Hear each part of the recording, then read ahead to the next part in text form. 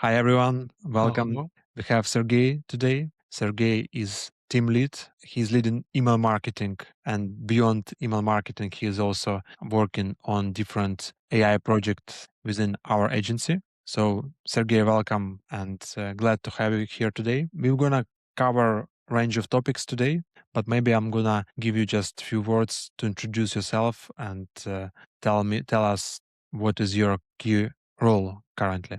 Yes, so glad to be here. I'm the team lead of our Klaviyo department, and I'm managing a variety of Klaviyo accounts from our clients across different industries. The main reason I'm here today is that we wanted to talk about common mistakes and issues we see in the account that in Klaviyo accounts during our audits that can impede growth. Because especially if it's a small business, Klaviyo is usually kind of a set it and forget it channel. It's set up once, sometimes not in a good way, and then it's just forgotten. However, and that is not good because Klaviyo can be a very impactful channel. It does not bring you the traffic on its own, but it amplifies all the incoming traffic you're getting from ads, SEO, and other sources. So And we wanted to talk about how you can make sure your Klaviyo account is working correctly, and how to show you that it doesn't have to be hard. And Sergey, just for everyone, we should clarify that when we talk like Klaviyo, it's email marketing software, and today we are talking about every email marketing. So this is relevant for every email marketing software. Klaviyo is just probably the most popular nowadays. Maybe like 10 years ago it was MailChimp. Now it's Klaviyo, but it's very rich in terms of functionality, and all other tools are quite like they're easier to implement. They have some small differences. For example, we also use Omnisend a lot, and Omnisend, I would say it's Sergey, is it like pretty similar in terms of features, or like it has some kind of disadvantages compared to Klaviyo? I mean, it has some disadvantages. It is not as flexible. Klaviyo with some API automations, Pipe Dream, and other stuff, you can make it work with pretty much any platform, any store. Omnisend is a bit more rigid. It's harder to implement custom events and bake custom properties into these events. And I'm getting a bit technical, but you need these events for flows, for personalization in them, because when someone adds to cart and the add to cart event triggers a flow, to personalize the email in that flow, you need to have event properties in that event, like what they had in their cart, how much it cost, how many products they had. And sometimes for some stores, you need to add extra data. For example, photos of a cat or a dog from which a shop is supposed to create a custom plush. And in Klaviyo, you can create a custom event that includes these photos. With Omnisend, it will be harder. Cool. Thank you. And I would like to start with something very useful for every entrepreneur who is either running his email marketing already or is about to start. Let's imagine you will audit an Klaviyo account. What you will look and in what order and why in that order to actually understand if it's working on full potential, and what is the best strategy to getting started? What are the most important parts of Klaviyo to focus on? Okay, so the first thing is to look at attributed revenue, because that is the main goal of Klaviyo, to bring extra revenue. For most e-commerce stores, it should be around 20-35%, sometimes less, sometimes more. I've seen stores where it's 40%, and they're doing great. But you don't want it to be too high, because it usually means that your ad channels are underperforming. Once again, Klaviyo does not bring you traffics. Everything from Klaviyo, it's people you already have or who you have brought with ads. Usually, it's not within these parameters, not 20-35%, usually it's lower. Then the next step is... Can you, sorry for interrupting, maybe just like stop for just a while on this point, because I think for many business owners, it's very challenging to really understand the value of each channel. That's why they use variety of tool like Triple Whale, Google Analytics, etc., like Shopify, if they use Shopify. So when you see 40% attributed revenue in Klaviyo dashboard, what percent of attributed revenue you see in analytics and other platforms approximately? Because I would say that Klaviyo usually shows more revenue attributed to its platform.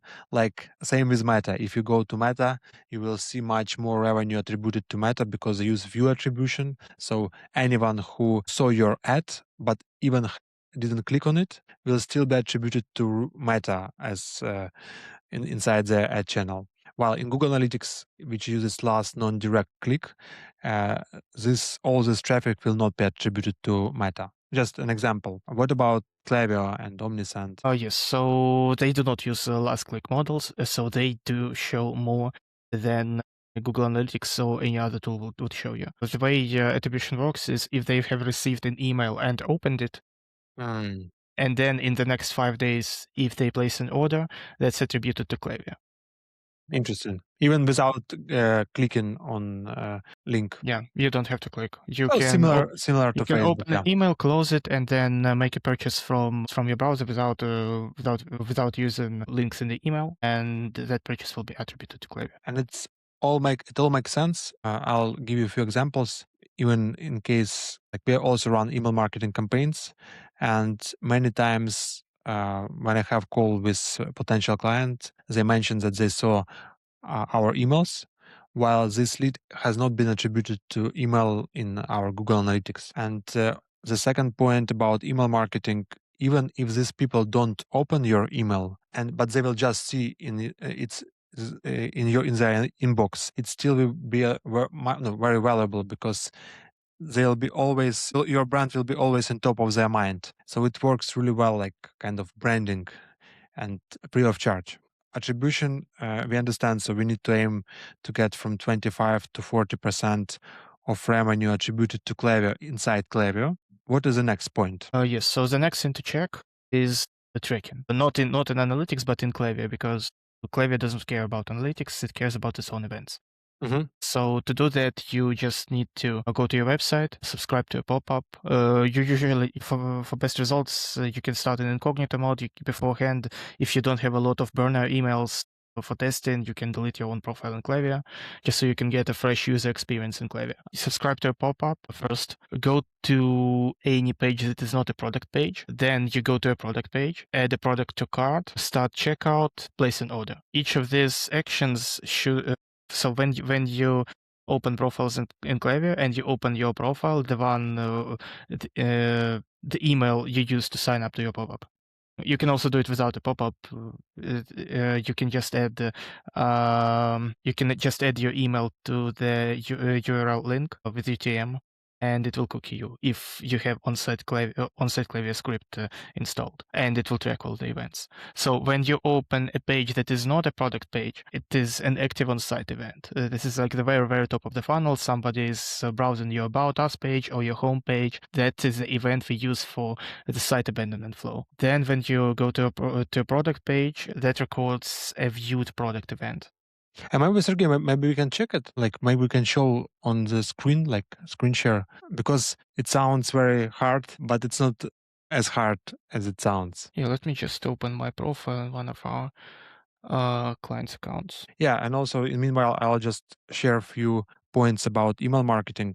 So when we started our marketing agency back in 13, we were working primarily with Google ads, Meta ads, at that point Facebook ads, and we didn't really understand the value of email. But over years, when we analyzed different accounts that came to like for audits, our clients, we saw that email marketing and Google organic usually are the top two drivers of revenue, not based on Klaviyo attribution, but even inside Google Analytics. So we realized that paid ads are super important, especially when you start your brand. But eventually, you're gonna rely more on channels like organic. Maybe at that point, not Google organic, but we see lots of traffic coming from AI now, more and more, and email marketing. So I would say that email marketing is number one channel for you to focus on if you are starting, because there are some essential flows that you need to build, and they will affect positively on every other channel. So this is the kind of like highest frequency action you can take. Okay. Yes, let me show my screen. So in Klaviyo, when you go to your profile, it should look like this. So we have our custom parameters, my email, and the events. So when you go to a home page or anything that's not a product page, it will be active on site. Then I don't have viewed product here. Yeah, I have a viewed product here. Viewed product happens when you go to a product page. We use it to trigger the browse abandonment flow. So when somebody is browsing your products, but they do not continue further down the funnel, they do not add to cart, that's when they enter the browse abandonment flow. Then there is the add to cart. So in this particular case, we also have started customizing, and the add to cart is a custom one. So add to cart, after you click add to cart, it can be, so if you're using Shopify, it will come as Shopify pixel, similar to this add to cart. Yeah, I mean, this is the one, add to cart from Shopify. If you're using a different platform, or if you're using a custom event, it will come as API, like this. Then when you start checkout, you don't just click start checkout. You need to go to the checkout page and enter your email. That's when Shopify records that checkout has been started. And if you're not cookied yet, it creates a profile for you in Shopify and in Klaviyo. We use that event, start a checkout for the abandoned checkout event. So if they drop out at that stage. And placed order, I think it's quite clear that's the event that happens when an order is placed. And we use it for post-purchase or replenishment flows, win-back flows, etc. So a lot of things we can do with that event. Then if all events are firing and everything's cool, tracking is good, it's okay. In addition to these manual tests with your own profile, you can also go to analytics and metrics, open any metric you're interested in. For example, let's say viewed product, and see on a graph like how it has changed. And this can also show you certain, this can also reveal certain facts that may be important. Like if you suddenly start getting much less viewed product events or add to cart events or other events, that's a reason to investigate further and try to figure out what's going on. So once tracking is figured out, we check the flows, starting from welcome flow. Then we check the abandoned flows, the abandonment flows, browse abandonment, cart abandonment, abandoned checkout, site abandonment, because these are the flows that usually generate the most revenue. Along with post-purchase replenishment, depending on the business. And within those flows, we check in more detail, like are the flow triggers working correctly or not? Are the emails set up correctly or not? Because, I mean, it will probably be a different question, but the flow setup is also where a lot of mistakes happen. So yeah, I think that is the order in which we check. So it's kind of a bit technical, but the most important thing like to understand is that these events are really important, and like it's kind of like one-time fix, but then we just check it frequently, like maybe once a month, to make sure it's working properly, right?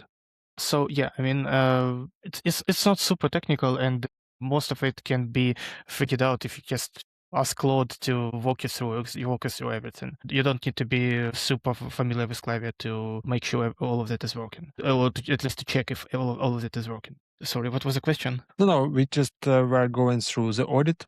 So you covered the second step. Let's go to the step number 3. You mean the flows? Yes, exactly. Yes. So the flows, as I mentioned, we start with the welcome flow because, oh, no. I missed a step. If the tracking is working, the next thing to check is how our pop-ups working. Because if we don't have profiles, if we don't get profiles, we can't send emails to anyone. If you don't have pop-ups, if you don't have a pop-up or a flyout, full page, landing page, a lead magnet, something to get profiles, you don't really have email marketing. Because without that, the only people you'll be able to send to are your people who have already bought. And these are not the people you want to convert, these are people you've already converted. You want to convert those who have visited your website and they did not buy yet. So you need a pop-up. Usually it depends on the industry, and the higher your average order value, the lower probably your sign-up rate will be. And Sergey, Sorry, you just mentioned about benchmarks. We often use Klaviyo benchmarks that Yeah. you can download online, and they have some benchmarks for different industries. It's kind of like very generic information, but it can give you some indication how what will be should be your like sign up rate. So I would recommend, and we'll paste link to that in description of the podcast, so you can download those benchmarks and check it for yourself. Yeah. And they really depend on the industry. So if you're selling a lot of, if you're expensive products, it will always be lower than if you're selling something cheap. But it does not always mean that you will be getting less money out of those people that are subscribing to your pop-up. And because we've seen clients that have like 1% sign-up rate, but the people who do sign up are very, very relevant. And then we send a campaign to a list of 500 people and we get $20,000 worth of sales. And for a different client, we see a sign-up rate of 10%, but then we send a campaign to like 8,000 people, and then we get like 3 maybe sales for $500. Okay, So okay, that that's a good point. that can also happen. So it's very individual, but if it's not super crazy price, common commodities, products anyone can use and buy, I'd say 5 to 8% is good. It's really good. If it's lower, it's worth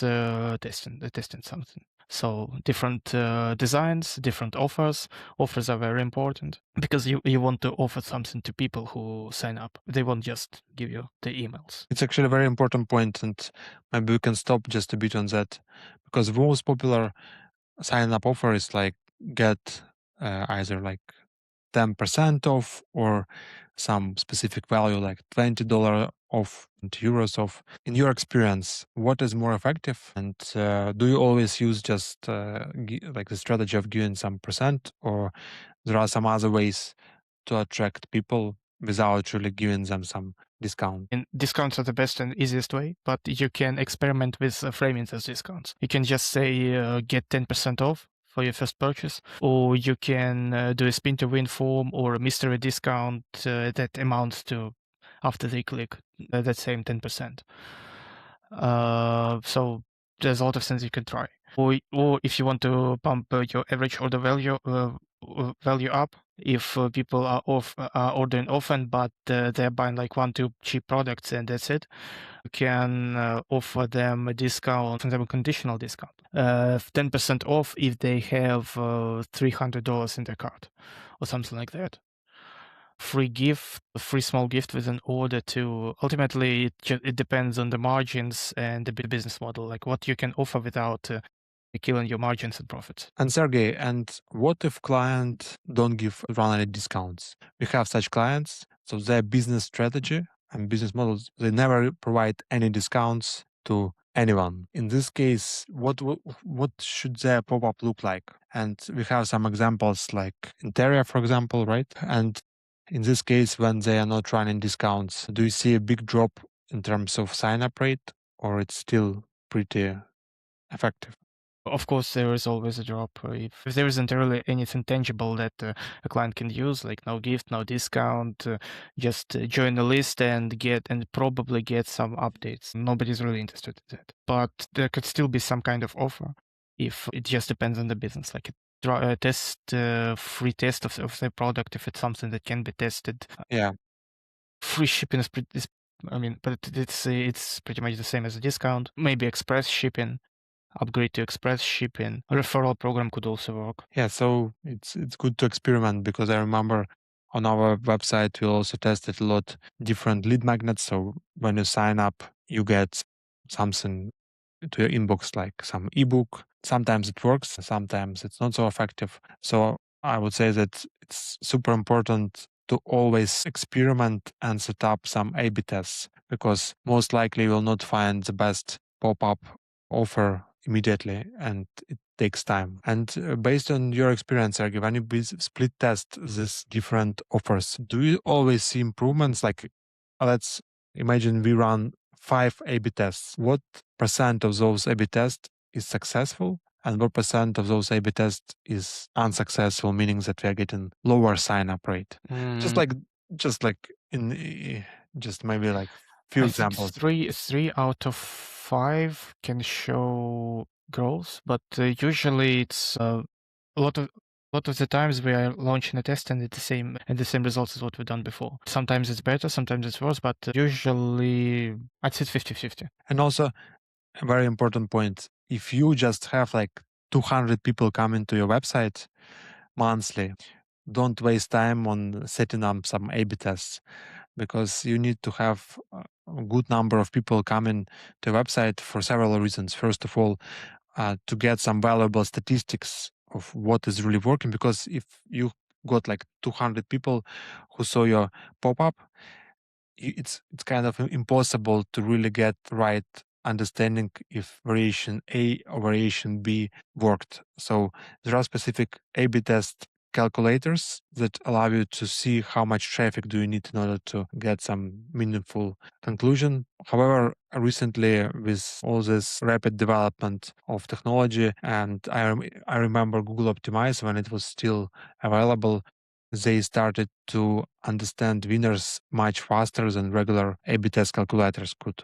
So all these models, they become smarter and smarter. But still, if you have like 200 people, don't waste time on this. Just like stop few ad campaigns and get more people before wasting time on A/B testing sign-up forms. Yes, because it's not just about the sign-up forms. It's also you're not doing it just to get a sign-up rate. You're doing it to get people in your flows and with your campaigns. And if it's 200 people per month, assuming you will get a very good sign-up rate right from the start of 8%, it will be 16 people. Let's say half of them open the welcome email, which is reasonable, 50% open rate for a welcome flow. That eight people who have opened your email, you cannot make conclusions about the conversion rate of that email from that number of people. There's just not enough information to do anything. And running any tests at that rate is just useless. So you will spend months getting to anything resembling statistically significant amount of data. Very good point. Then let's move to the next. Yes, so after you're sure that the sign-up forms are good and you have a sign-up rate, you start checking the flows. So what we're looking for in the flows is, let me just actually have a checklist that we follow during audits. This is a simple version we use during our first pass on the account. Then we kind of put it together in a nicer looking presentation with more detailed explanations on what we found. Starting with the welcome flow, first of all, it has to be there. Sometimes it's not there, that is a problem. Second, you need to make sure that it is set up correctly. What we mean by set up correctly is that it has to have the correct triggers, the correct trigger, the correct filter. For a welcome flow, you want to cross-check. So the trigger for it is when someone is added to a list, and you need to double check to make sure that this list, entering which trigger the flow, is the same list that your form is sending profiles to. Because sometimes it can be different lists because someone missed something and your subscribers are just not receiving the welcome flow. So, I mean, it's not often that I see this, but sometimes it happens.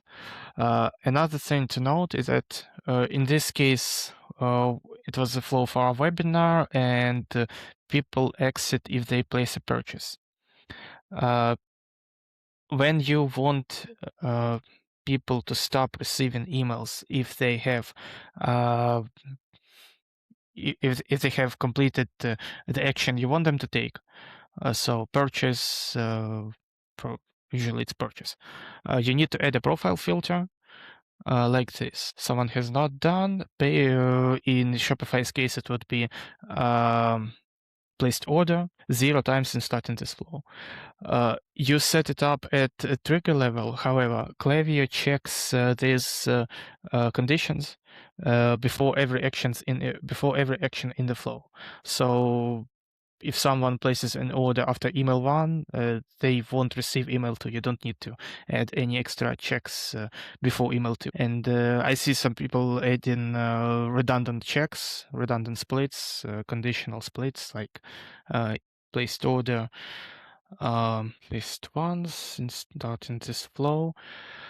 And then if yes, they just don't receive any more emails. If no, they receive more emails. Or the other way around, the 0 times. And then if yes, they receive more emails. And if no, they do not receive any more emails. So yes, you don't need splits like this. You only need profile filters here. Another thing to note is that these profile filters, you also need to read them carefully and understand that for someone to receive the emails, all of these conditions must be positive for a person. So if they have successfully paid 0 times, they have not paid since starting this flow, they cannot, they will receive the email. If they have paid, they will not receive any more emails, because sometimes I see flows that are not set up like this. For example, successfully paid. Let's imagine it's placed order at least once since starting this flow, and this is your welcome flow. This would not be a functional welcome flow, because for a welcome flow you usually offer some sort of welcome discount to someone who has just visited your website. They have not placed orders yet, so they sign up. They're waiting for the 10% off discount, and they are not getting it, because to receive it they need to have placed at least one order, and your welcome flow is just not working. It's the same with other flows, and with abandonment flows you also need to add fail-safes against overlaps, because when someone is making a purchase, they will have all of the events in their account. They will have active on site, they will have viewed product, add to cart, started checkout, and placed order. And if you don't have any blockers to prevent browse abandonment, add to cart, and abandon checkout emails from being sent to them, they will get emails from all of them, and then if they place order, they'll also get a post-purchase email. So you need to add, so if it's browse abandonment,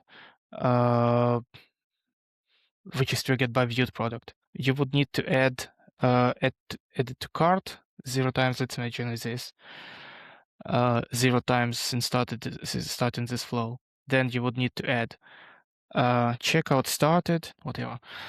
Let's add this one and starting this flow. And if they visit a product page but then they add to cart or start checkout, they will not enter emails. For abandoned cart, it's pretty much the same, except you do not include viewed product in the list, because it happened before add to cart. There's no point. And so it's just checkout started 0 times and placed order 0 times. And checkout started, the only filter you really need is placed order 0 times since starting this flow, just to make sure that you're not sending these abandonment flows to people who have already moved further down the funnel. Mm-hmm. Another thing to note is dynamic elements. So when a flow, let me just open an email. I'm not going to be showing Klaviyo accounts because NDA and client confidentiality.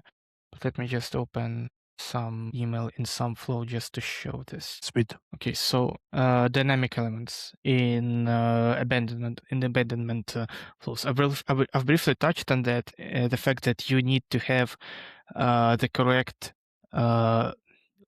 the necessary event parameters in your events, because you use them for personalization. And this part involves checking to make sure you're using the right variables and that the event uses the right variables, because this is also an issue that we see regularly, that people use some default variables. I don't know where they grab them, or they use variables. This is especially tricky with integrations. For example, loyalty programs, you can have variables for point balance or point change, and then that platform you're using, Smile.io or whatever you're using, loyally it changes the integration, it changes the variables, and now your emails are broken. They did not show the variables. So that is also something you need to check to make sure that the variables you use in your abandonment emails and in your other emails, they are correct and they make sense. So here we have dynamic images, we have breed, species, name. So all of this can be viewed in preview mode in Klaviyo. You can select a different, you can scroll through events from real customers, and you will see their event properties as well as their profile properties. And in preview mode, you will see how these variables are applied in the email. So if something is wrong, you will see it immediately. Another thing that is also that clients, in my experience, are often concerned about is making sure the emails are sent to the right people, which is something we've partially touched on just now about with the filters. But if you need to diagnose this, to check if someone was skipped who was not supposed to be skipped, because if for all abandonment flows, you will always see a large number of skipped people. So this is normal because people who fail the conditions at the start of the flow, these conditions, placed order, checkout start, placed order 0 times, checkout started, they still move through the flow. They just are not receiving any email. So they reach this email. They do not satisfy these conditions because they've either started checkout or placed order. They do not exit the flow, they move further. Klaviyo does that in case these conditions change. In our case, they cannot change, but with other flows, things can change throughout the flow, so they may receive emails. But these are more specialty flows, and unless you know why you need them, you probably don't need them.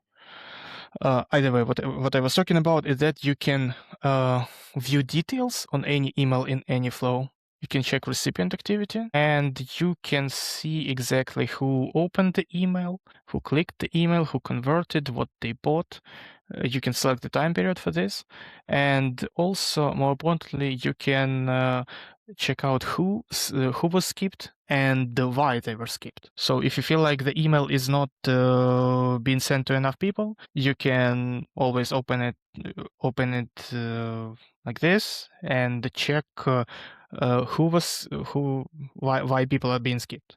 So in this case, it's just how filters working as intended. It's skipping people who have placed order or started checkout. Okay, so aside from these technical things, you also, of course, need to check to make sure the designs are good, that they are optimized for mobile, because mobile optimization is super important right now. And you just need to check the performance. So if you're getting good numbers, you can compare that. You can compare your numbers with Klaviyo's benchmarks. Then everything's okay. If not, you need to look at the content, the setup, design, and ask yourself if what you're sending is relevant to the people. Means are also important. Quite often we see flows where emails are sent like way too often. 30 minutes after they add to cart, they are already receiving an abandoned cart email, and then they receive another in 12 hours, then another in 12 hours, then another in 12 hours, which is just not great, because you need to kind of consider what time it will be when the email reaches them. Because if someone starts shopping on their lunch break, and you send them their first abandoned cart email in 30 minutes, chances are whatever distracted them from finishing their order, it's still there, and they're still distracted. They'll just ignore your email. And then if you send them in 12 hours, it's night, they're already sleeping. So that's not good timing. In our experience, 1 hour and around 30 minutes or something like that, maybe 2 hours, maybe 1 hour. You can A/B test this. This is the optimal delay before you send your browser abandonment, abandoned cart, and abandoned checkout emails. At this point, they are not too cold. They've browsed your website recently enough, and it's still enough time for them to deal with whatever distracted them from shopping. Yeah. So I think We have pretty big, pretty big checklist, and we're also gonna share. I mean, that. it's pretty much the same, just for different flows. Yeah, so yeah. Abandonment flows, they have they're quite similar. Their code, they just use different events, and of course use different messaging. But technically, they are very similar. Okay, sweet. So the only one that is kind of different from the normal abandonment flows is site abandonment. This is like the lowest.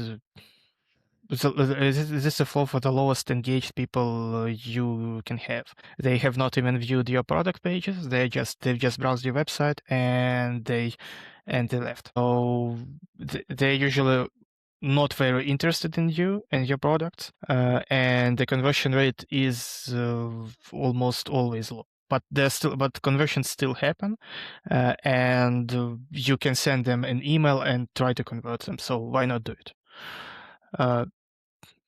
It will never be a big money maker, but it's still worth to have this flow.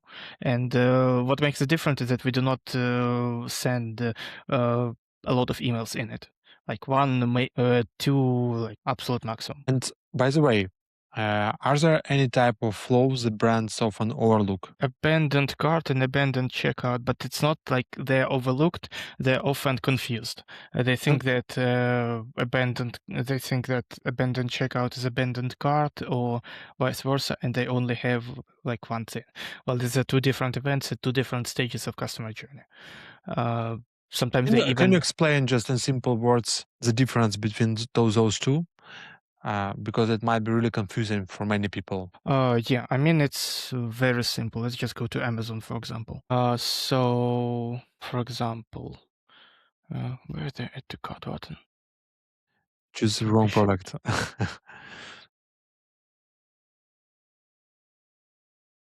Yeah, I think add to cart. So at this point, I've added it to my cart. This is the add to cart event. Yes, exactly. I can still shop. I'm shopping around. I might add something else to the cart. Whatever. It's a different stage. But then if where's my cart?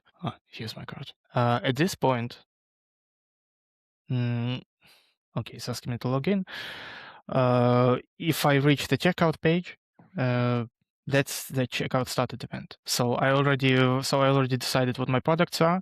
I have more than one product in the cart, and that is that is actually an important technical distinction. It's with viewed product and add to cart, the event payload only has one product. With abandoned checkout, it has an array of products, so it can be 2, 3, 10, however many the customer had, which also tells us more about the customer. So we can personalize the flow further, depending on what they were interested in. Okay, very good. Sweet. So when it comes to audit, we finished, right? Oh yeah, the question was about the flows that were overlooked, and I started with. You said it's like yeah, it's not like overlooked, but people confuse one with each other, and you need to have both, because people who have added to cart but not reached checkout, they're still kind of probably interested in your products, and if you're not sending them email, that's a missed opportunity. Another one is probably a replenishment flow. If what you're selling requires replenishment, so that's a good way to get extra recurring revenue. Post-purchase can also be very good if you implement it right. So you can cross-sell, you can upsell stuff, ask for reviews. Reviews are good, and they're always good, because you can use them in other emails, in your campaigns, in your ads to boost your conversion rates. Site abandonment, I mean, I've also said that it's not very important and it does not bring a lot of revenue, but it does not bring a lot, but it does bring some. And if you're already paying for Klaviyo, why not have it? What else? Cross-sell flow, what we call the cross-sell flow, is usually Klaviyo, it has predictive analytics, which is available to all accounts, and its AI analyzes the purchase behavior of the profiles you have, and it identifies when they are likely to make a second purchase.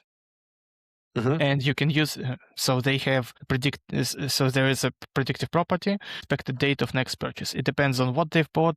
Basically, if you buy product A and other people who like you, who have bought product A, have also bought product B like 3 months after, that's when it expects you to also be ready for another purchase. And you can use this date to create a flow and trigger messages on the date or slightly before it to warm them up. And you can also add the expected product that they are most likely to buy next to this flow. So Very cool. Yeah, it's very cool, and it can be worthwhile to invest in this. Also, not really underrated or overlooked anything around the loyalty or referral programs. If you're using loyalty or referral program, it just makes sense to also connect it to Klaviyo and send emails. Like when they earn points, their friend makes a purchase, when they earn a reward. This flows are necessary. Very cool. I have just one last question, because for smaller brands, Klaviyo is mostly set and forget channel, yeah? But is there like something that can break on its own after some time and business just may not notice, and it will cause some missed opportunities, missed revenue, or even distrust from customers? So the number one thing is probably deliverability. Because if you're not monitoring it, you may suddenly find that it's ruined, your sender reputation specifically. And sender reputation is very, very important. Actually, it's the main reason why you need to be sending campaigns, even if your list is small and you're not getting a lot of conversions from them, to maintain the engagement with your emails. And this prevents damage to your sender reputation from accumulating, even if your flow emails are not getting opened that often. So deliverability can break if you're not monitoring it. But usually, if your audience is relevant and your welcome flow is getting like 50, 60, or even 70% open rates, your abandonment flows 40, 50% open rates, it's not very big. It's not that big of a concern, but you should not forget Klaviyo exists, and at least sometimes check how it's doing. Another thing, as I mentioned, is various integrations, and their events, especially the payloads. Because if you're using something for loyalty programs, as I mentioned, and they update the integration, they change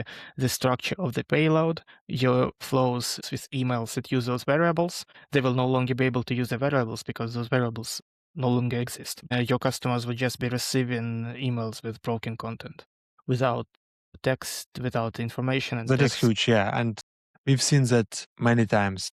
Yes, this It's a happens real quite often. problem. Sometimes Yeah. it's also an issue with the migration. So Omnisend and Klaviyo, they both use dynamic tables where abandoned checkout. They don't use, but you can use them if you want, and we usually do. So in those tables, you have information about the products that the customer had in their cart at checkout, and it's pulled from the event variables. And the names of those variables, they are different in Klaviyo and in Omnisend. So sometimes people import their flows from Klaviyo to Omnisend without changing anything, and then it's just a bunch of variable names that the customer sees, and they do not, and then it's not even just empty fields, it's just variable names like item dot image URL. So it looks ugly and does not look good. Alexei, you're muted, I think. Yeah, thank you. So yeah, I think we had good overview, and we will have a few other conversations with Sergey. We'll go deeper into specific details. Sergey, thank you for coming and talking about our audit process and beyond that. It was a pleasure to have you today, and see you soon. Thank you. Have a great day.